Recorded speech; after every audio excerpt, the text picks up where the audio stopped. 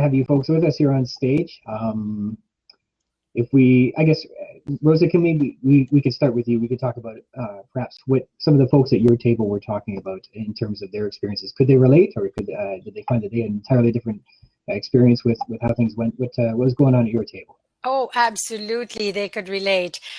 They found that even though the pandemic actually pushed them into online activity, even when they didn't think they were ready, it actually expanded the way they do business, and it really expanded their networking ability as well. So the reach was much greater than they had anticipated it would be.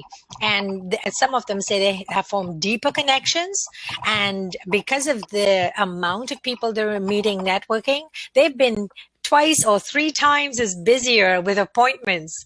And so it's a nice problem that they've created, I might say, and we all felt that for the long term, because of this activity that it has created online, it's really a hugely positive thing for businesses right now to see where the future is taking us. And it was really going global online anyway. So this was just a nice, well, I wasn't so gentle, but a big push into a place that they had intended to go to, but didn't. And now they're really glad that they're online and doing so much work, meeting great connections.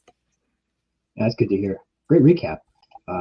We had a good chat over at our table. Everyone was able to relate to the stories from the first panel. I think some of the major themes that we talked about were how when we turned online, things like networking became a lot tougher. Not having that face-to-face was a challenge. But I think as time's gone on, people have found ways to kind of get past that, whether it's through events like this, LinkedIn, picking up the phone, things like that. And it's improved over time. And they've talked about how they don't plan to go back to how it was done before. They're going to keep these strategies that they've found and continue to do so.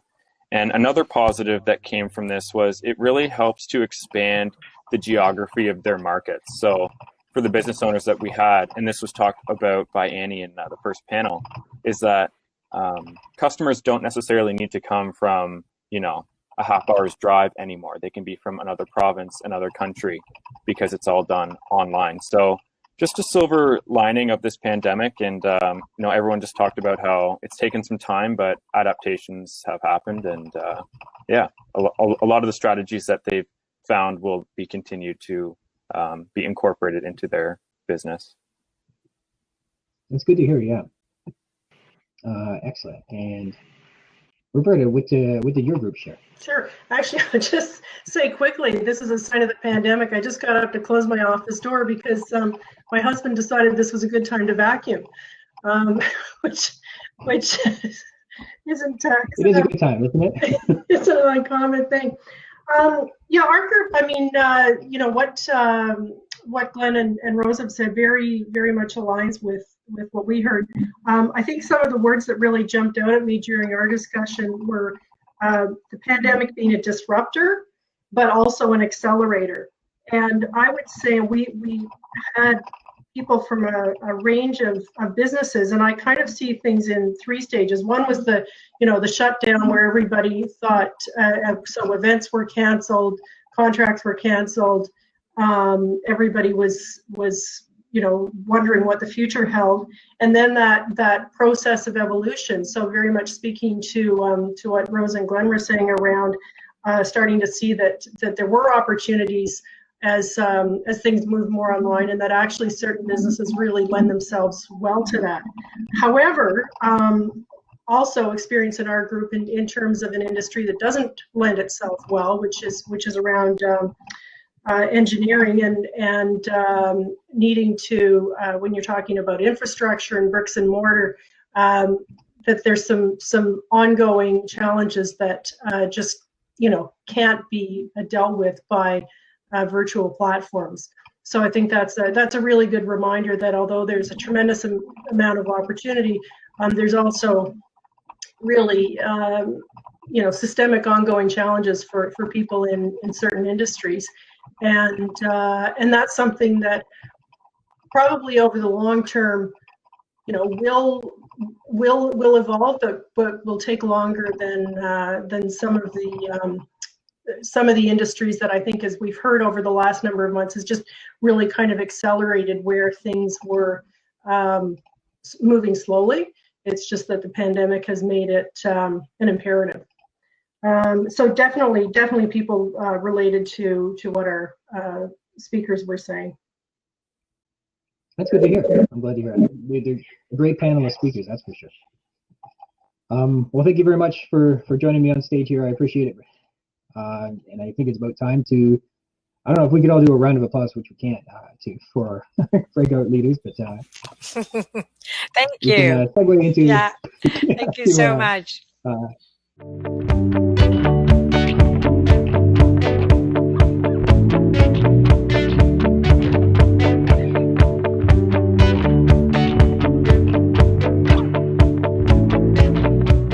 And I guess we'll begin by continuing our conversation on how things changed after the lockdown. Lois, let's start with you. Can you describe, I guess, who you are and what your business does, and then we can get into maybe how business to business and business to customer relationships changed as phase 2 and 3 open, because I know Cool Cow is kind of a summer thing, and luckily phase 2 and 3 were coincidentally beneficial there. Sure. Thank you, Ryan. So as Ryan mentioned, I'm Lois Shaw, and I'm the Executive Director of the organization Building Youth Capacity. We've rebranded from the Brock Youth Center because we work with youth throughout the 3 North Durham communities, and Building Youth Capacity seemed to be a better fit for our organization. And we are a charitable organization focusing on youth entrepreneurship and employability skills training. And one of our signature programs is the social enterprise, the Cool Cow ice cream shop that runs out of Beaverton. And it gives youth the opportunity to see what it's like to run a business without the financial risk of investing in the business. And so we have, the social enterprise has been in place for 6 years. And last year we had been located in the back of the curated market, and our business, it just dropped. And we decided we needed to be at a storefront location. So in January of this year, the board made the decision to move us to a street front location. We doubled our square footage. We were going to become an internet cafe and sort of a hub of the community. Along with selling ice cream, we wanted to be open year round because our fixed costs are there year round, whether we're bringing in money or not. As Swapneet mentioned in her presentation. And so we had signed the lease February 1st, and as a charity, we, just had enough to do the renovations. We had to renovate the space, and then March 13th rolled around on the calendar. And we really weren't sure what we were going to do. We did not have the cash flow to be able to do a lot of the modifications that were required. So we ran a crowdfunding campaign, and within a week we had the money that we needed to be able to put in a takeout window and to do enough modifications that we could run during the summer. And it's been a tremendous experience. COVID kept a lot of people home, and Beaverton is a lakeside community, and a lot of tourists came through, and everybody wants ice cream, and we had all the protocols in place, and actually it was a banner year for us in that regard. Now, not so much since Doug Ford has been telling everybody to stay home because we are trying to stay open during the winter. And as I say, diversifying what we're offering, because not everybody wants ice cream in December, and so we have to make some new decisions now. But that's our story. Could you explain a little bit, maybe for, even if that's just for me, a refresher on how a social enterprise works in terms of making the decision, giving the entrepreneurship experience for youth as they're involved? And were they involved in making some of the decisions for doing the pandemic protocol changes? Well, they they didn't contribute to making the decisions because really the region made those decisions for us. So we are managers. We had a manager and an assistant manager, young people. One was finishing her first year college, one finishing high school. And they learned an incredible amount of not only working in a pandemic, making sure everything is in place, but managing staff and managing customers and making sure that all protocols were followed,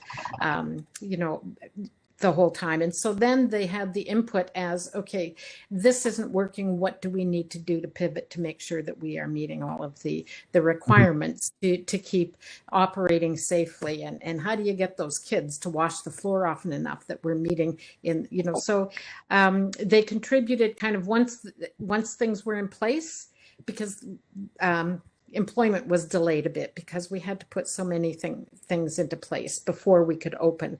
But they were very engaged in all of the things that we could do to make it work more efficiently. And then, so from our sales, the way the social enterprise works, from any profits that we have are then support our programming, year-round programming. Now this year, they're probably going to support the costs, the fixed costs, so that we can keep the facility, keep the shop and open again in the spring. But they've learned a lot. That's good. Good. It sounds like the chat is suggesting that you guys should be selling ice cream all through the year. Maybe not from the storefront, but you could just Amazon deliver to people or something. Just on that, one thing that we started, one of the young women working in the ice cream shop has started making ice cream cakes, and they are hugely successful. I just have to say, people from Port Pery have driven to Beaverton to pick them up. They are much less expensive than Dairy Queen and way better. Really, it might be a little bit of bias, but not a lot of bias. They are really excellent cakes. And so we are continuing that, and we will, she's designing the Christmas ones this weekend. So we'll post those on Facebook and on our website. So check it out. We have frozen ready to bake goods that we're selling. We're keeping the frozen theme, and there are good prices, and they are delicious, I must say, again. So we're trying that. This is a new initiative that we're trying. And so the young people now, the staff, most of them have gone back to school, but the one that is managing now is very engaged in all of the decisions that we make and the way things are going to play out. So. All right, terrific. Thank you very much. Now, Swapneet, while we have you here, I understand you may be on your way shortly, and you dropped out. What terrible time! But if you had any final thoughts you want to leave us with, we were talking about how the investments you've made will be something that'll be continue to have value moving forward beyond the pandemic after we all get our double dose, whatever that may be. So go ahead. How do you see these investments being worthwhile or continuing to have value afterwards? Yeah, as I was talking when I got disconnected last time, the chemical dispensers we have got now are way more powerful than the ones we were using. And I guess keeping these going forward will definitely help us keeping the place more sanitized, beneficial for everybody, for our staff, for the guest, of course, right? And apart from that, we have some, as I was mentioning, online payments, contactless deliveries, curbside pickups. We're going to keep all of this so that, people can use these facilities without, getting worried about any transferring of any kind of virus or anything. So we're going to keep all these, and we're going to continue with them. Are you guys better at pickup and delivery, or pickup and curbside than ever before, or was that? I mean, everything's got to be really heavy with that now. Dramatically more than ever we had. We used to have staff focus for the guest dine-in, but now we have to have separate staff focusing on takeout and deliveries. And we have to go out and do the deliveries on curbside, or we have to go and, of course, deliver at houses. So it is far way more than what we used to have earlier. That's exciting, because I know when I do you go to a restaurant, it takes a while to kind of get seated, get everything done. But it's funny how, like, when you call, they're like, "Oh yeah, it's ready in 5 minutes," and you're like, "How can that be?" So that's exciting. It's a really cool opportunity. Well, thanks. I'm so glad you had a chance to jump back on and tell us again. So switching over. Thank you. And on that note, I'm going to keep secrets on that note, I'm just going to keep those secrets inside the restaurant of how come you get the takeout delivery so fast rather than dining in. All right. We like them both. We like them both. Very thank you. All right. Thank you once again. So Kristin, again, we'll introduce you here. Maybe you can describe who you are and what your business is. And we were going to talk a bit about how you're developing a new way to make relationships now that the lockdown has come. You mentioned when we talked earlier about getting regular touches in the community, which is vernacular that you might have to unpack a little for me, and tell us about how that turned out. It's been exciting. Okay, so my name's Kristin Meyer-Creamer, and I am the social media and marketing coordinator for Williams & Follows. We are based in Scugog, our team. We have offices in Oshawa as well, but we're based in Scugog. As you know, for real estate, it's so important for us to have touches, which is what Ryan was just describing. And for that, that means different ways of communicating with our clients and with new people. Real estate is a business that's so based on referrals and word of mouth and that type of thing that it's so important for us to get face-to-face time with people. So obviously, like all other businesses, it posed a new challenge for us for getting in front of people. So we had to figure out how we, continue to communicate with people and the public, and B, how do we also at the same time bring something constructive and useful to our community. So we decided that we would tap into our knowledge of social media. We have a really great social media following. We like to consider it a community for our business. And so we wanted to extend that to our community and start a community page. It's a public group and it is membership only, so you do have to apply to get into it. Currently we have about 5,500 followers, and that includes about 150 businesses, which is very important to us. We started the group April 2nd, which was a little bit under a month after all of the restrictions came into play in Scugog. And the main goal of the page was to provide a place for Scugog residents to share their ideas, to share events, to share fundraising, to share anything that might be of interest to other people. And it kind of grew to a space where local businesses could come on and share their menus, restaurants could share their menus, businesses could share their COVID protocols. At the very beginning, business hours were so in flux and all over the place that it was a great place for businesses to share, here's when we're open and here's what we can offer you at this time. And it was also, it sort of turned into a place where people could also get resources and information for contacting the Township and the BIA and the Scugog Chamber of Commerce. Regular, ordinary citizens may not have known how to tap into these resources. And so we were hoping that this provided them, somewhere to ask questions. Where can I get help for A, B, or C? And we've really focused on making the page a place where we can fill needs. So hopefully people can come on and say, I need A, and we can, or A, B, or C, and we can help fill that need.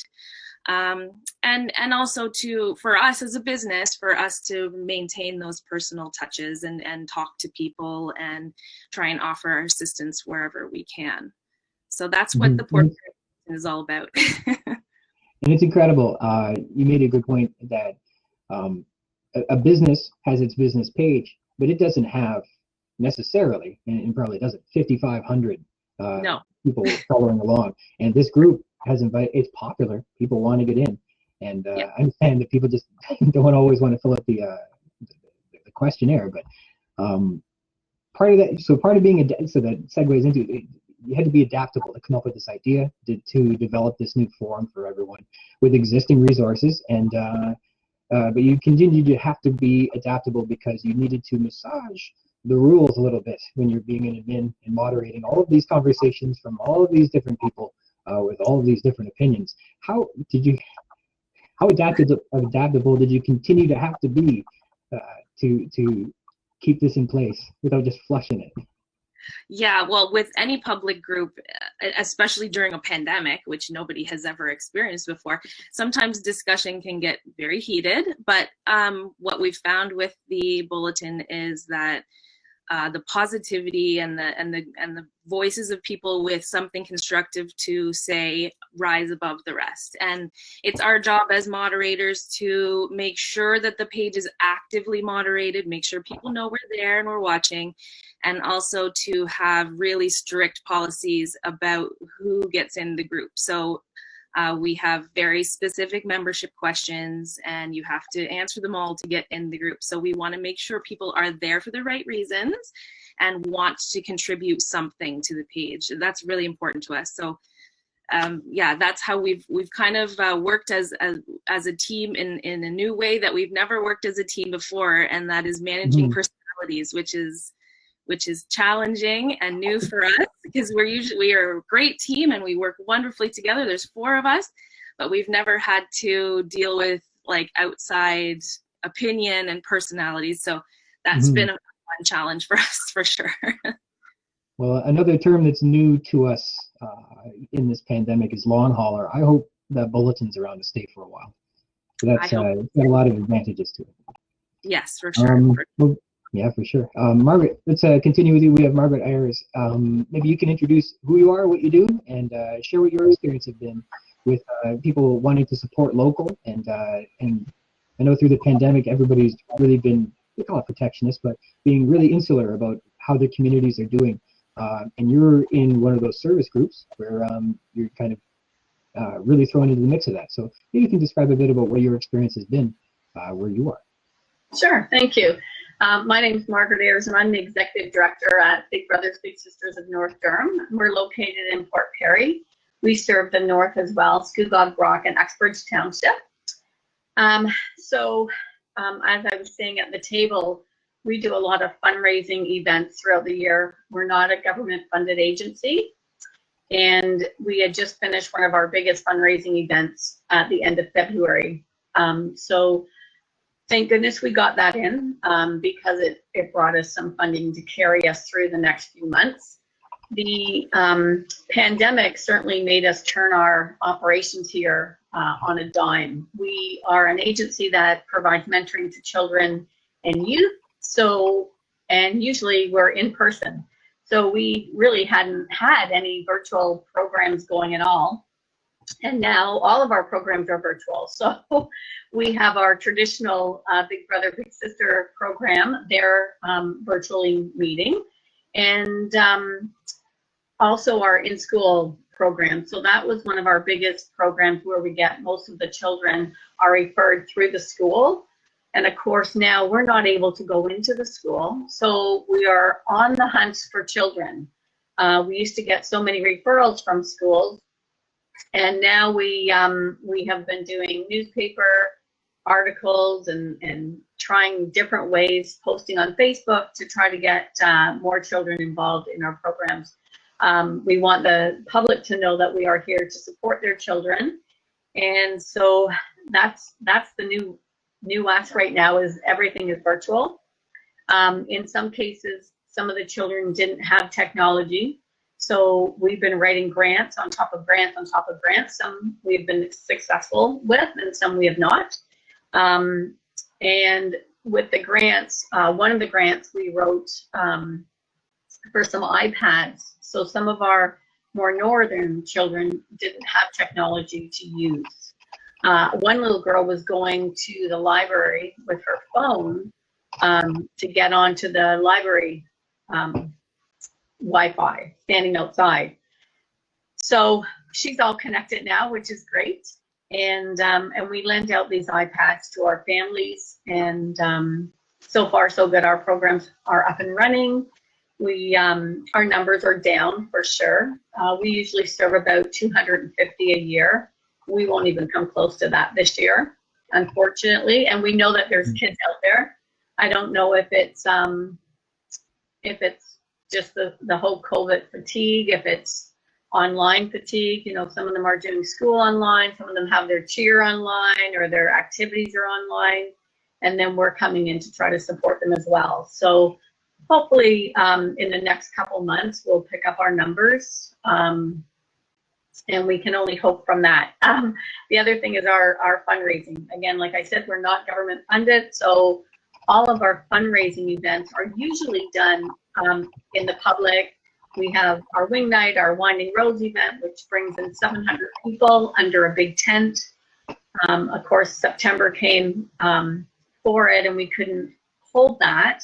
In fact, the day that we had our live drive-in concert, which is what we switched to, another rule came down in order to have only so many people outside, and we were freaking out because we were now setting up at the fairgrounds for 200 people.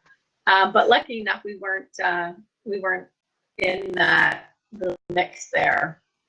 So we had our live drive-in concert, which was awesome. Brought in some good revenue for us. So we're going to keep that going in the coming years for sure. Yeah, Big Brothers, your fundraisers are always an assembly for the whole community, and it's not easy when when they say no. He's like, well, that's all of our ideas. Moving on, throughout this week, we've heard from marketing professionals who are indicating that the profit motive has changed in a lot of respects, and the businesses are switching their focus towards not necessarily sales, but instead to making an impact in the community. We heard of this Peterborough brewery. They switched all of their beers into hand sanitizer, and they were shipping that out from their assembly line. So that was one thing that was, I think they're making beer now, but they were making hand sanitizer for a bit. Have you guys seen that the spirit of philanthropy or community service has been heightened during the pandemic? Has anyone experienced this? I know maybe Margaret, we can start with you. Have you seen more attention to Big Brothers because of people looking to contribute? I think so. For me personally, I think I've given more this year than I ever have. And buying things that, I love buying raffle tickets and all that kind of stuff, but I just think that there's so many more out there this time. So yeah, we're just buying up the storm and trying to help others, I think, is the biggest thing in this town and in the north. I think we all band together to help each other and support, whether or not we're a charity or a business. Charities like to come together and help each other because we're all in this together, and we don't want anyone to fail. We all want to be successful because we all bring a special item or a special program to this community. Kristin, you wanted to chime in as well. You mentioned the purses and things like that. You've seen a lot of gift giving as well lately. Yeah, so the bulletin is a great place for charities to put their fundraising requests up. We've seen a lot of requests for fundraising on the bulletin lately, especially those getting closer to Christmas. I myself am involved with the Philip First for Our Sister campaign in Scugog. And since we started talking about the program on the bulletin, we've far exceeded our expectation for the amount of purses we've received, and we still have a few more weeks left.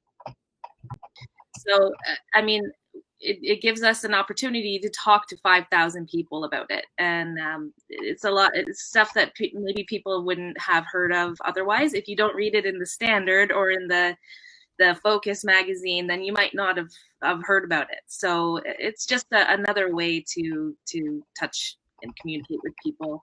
And I really hope that charities and businesses take advantage of the bulletin. And we've waived all of our advertising rules right now. So if anybody has anything to share, we are always very happy to have them. Terrific. Now I got a little primer here. Lois, maybe we'll start with you afterwards. So I got here, according to Charles Darwin's Origin of Species, going back to the 18th century or 19th century, it is not the most intellectual of the species that survives. It is not the strongest that survives, but the species that survives is the one that is best able to adapt and adjust to the changing environment in which it finds itself. That was something that came up earlier this week. And I guess the question is, who feels better suited today, having survived through all of this stressful period, better suited today to deal with the challenges of tomorrow? Having experienced this exercise and adaptation, how does Cool Cow and the building youth capacity, how do you guys feel better up there about this? Perfect. Sorry. As you know, other presenters have mentioned that it's, you know, the things that they have done to pivot to move forward in this has really made a difference, and they will continue. As the Cool Cow, we made some changes. As I mentioned, we put in the takeout window, and we will continue that. And it will end up being a different kind of organization or social enterprise than what the original plan was when we set that out. It's been a little more challenging for the building youth capacity. And, you know, as a charity, we've fallen through so many cracks as far as support and funding goes. We have been able to get some to keep some specific programs going. But as you say, you know, those that can pivot will survive. And so we too will survive. We'll just keep facing the challenges and move forward. Kristin or Margaret, did you guys want to chime in on this idea as well? That maybe not what you've done to deal with specifically this pandemic, but just the process of having to perform the actions of adaptability. Does that make you feel more confident that whatever the next thing may be, climate change, will be something you're ready to face when it arises? I think so for us. You know, our littles are pretty, the little children are pretty resilient to things that have gone on recently. And it's a new world for us with all this virtual information coming at us and all these new programs that we're trying to do virtually. So, and I think it's exciting for some of them to do this sort of exercise with us. We're all learning at the same time about it. So I think, yes, I think we'll continue to march through this and learn new things that we can bring to the community, and whether it's our programs or our fundraising events or anything like that. Terrific. Kristin, did you want to share anything? Yeah, same with us. We've found this new way of communicating, and it's opened up so many really interesting doors for us. We've started some really cool community brainstorming sessions for different ways of helping people with their mental health during COVID, and I think that'll continue past when things get a little bit back to normal. We've started some programs and some discussions around helping seniors connect with their community, and just making sure that people are aware of everything that's available to them and all of the resources that they have. Just a little side story, we have this sort of famous rock snake on the bulletin, which is a public art installation that was started by a family in town. It started off as a little pile of rocks, and it has been added to by children and adults alike, and now there are over 900 rocks on the snake. And this afternoon, we're going to be, as a team, the moderators of the page and a few family volunteers, Township of Scugog and Scugog Arts have all banded together, and we are going to transport the rock snake to its final home at the Scugog Historical Museum on the island. So this is just one of the things that we were really hoping would come out of the bulletin, was that we could collaborate on different things with the township, and that's just a really happy story. So we're looking for ideas on what we can do next year in the same area, because the seniors in the seniors' homes around the rock snake, it was a place for them to go, it was a place for them to get outside and to see something, and maybe to interact at a distance with people. So next year we have to come up with something bigger and better and more exciting, but this is the future of the bulletin for us. We're hoping it brings more collaboration and goodwill. And for those who haven't seen it, the rock snake is 900 painted rocks. It's like you could spend a half hour looking at each one. And they range in all different skill levels. There are really some special rocks out there. Yeah, they're all special. But there's a lot of local artists have placed rocks there, so It's really a time capsule for what our shared experience has been in Scugog from every age group. So it's really a wonderful thing to preserve, we think. Time capsule is an interesting word for it. Yeah, it is a moment in our journey here. I guess we can say thank you to our panelists. What a wonderful group they've been. It's been really wonderful having them here. When we set out to put this event on earlier, I guess a few weeks ago, Annie and I, we didn't want it to be just a bunch of war stories about, example. We wanted to be more about examples of how people had gone out and demonstrated they can be adaptable and how adaptable they can be and have been. And each of our panelists in the first group all said they had made investments, whether it be in sanitation or in e-commerce and virtual networking, and those things are going to pay off beyond the pandemic. Those were investments that were worthwhile. And we heard from Forget Me Not Alpacas and Communicate Freely that they actually found a bump in business and that the changes they had made had given them new opportunities. Abacus Brain Study in Uxbridge and Forget Me Not Alpacas also said they had their customer base had grown in its geographic range thanks to the investments they've made to going to online technologies.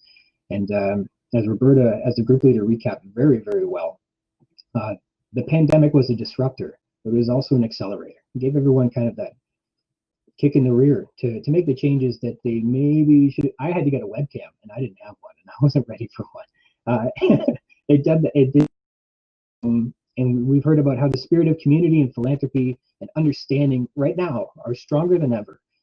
Now it's the time to ask people for help or ask people for their ideas and build the connections and develop your network, because we're all in this together. Nobody has been omitted from the experiences of the pandemic. So it's been really important in that respect. So, let's get online and let's help our neighbors get online, and let's get networking and let's help our neighbors get networking too. And then we can do it, and we can do it in Durham. And I guess you can consider this your inoculation from what we call the business booster shot. And as I said, we can emerge together stronger. So thank you very much. I guess we can have Jared and Annie come back up on stage, and we'll have our closing remarks here. All right. Yes. Thank you, everyone, for attending today's event. This event would not have happened if I didn't get all the help from not just from Uxbridge Networking Group members, but also through the collaboration with Scugog Chamber of Commerce and Brock Board of Trade. And one important person to help us to coordinate all that is Glen Macfarlane, and he's the Rural Economic Development Coordinator. Thanks for that. And also thank you for BACD for offering this opportunity every year for the past 8 years. Do it in Durham to allow us to meet with lots of entrepreneurs and small business owners. And that's why the Uxbridge Networking Group continue year after year to create events to connect businesses. And this year we have the opportunity to connect other businesses also in North Durham, in Scugog and Brock Township. And thank you for all the panelists and giving their time to share their experience of how they gone through the pandemic and their success stories. I would like to acknowledge Sandra Bannon, Forget Me Not Alpacas, and Lois Shaw from Cow and Building Youth Capacity from Brock Township. And from Scugog Township, we have Margaret, Ayres from Big Brother, Big Sisters, North Durham, and Robert Rock, Communicate Freely, and Kristin Meyer-Creamer from Pery Bulletin and the Realty in Scugog. And at last is the Uxbridge, representing the Uxbridge community is Swapneet Ranike. She has the Boston Pizza in Uxbridge and also North Whitby. And also myself representing ABS, Abacus Brain Study.